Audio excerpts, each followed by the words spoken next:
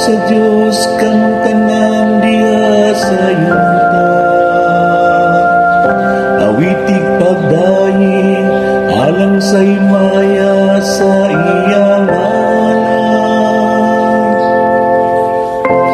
Isang niyawang iyang may mayao kadaydanan. Inang Diyos pagka makataas sa imong mga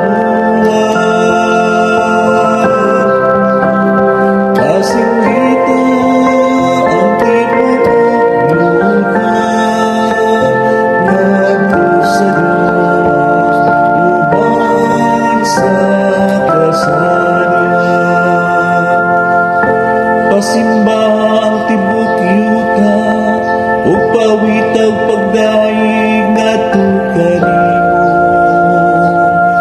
Pawitaw mga pagdaig alang sa imong ngalan.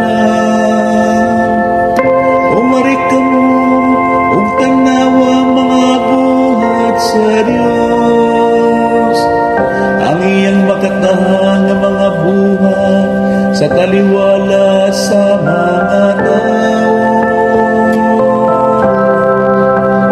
Pasinggita ang tibok yuta ngadto sa Diyos uban sa kasarian. Gimo niyang yuta nga mamala ug ang kadagatan latas sa suban ng lakaw sila. Busa magsadya kita diha kaniya. Nagari siya pinagi sa iyang dahu hangtod sa kahangturan. Pasinggita ang tibok yuta ngadto sa Diyos uban sa kasarian.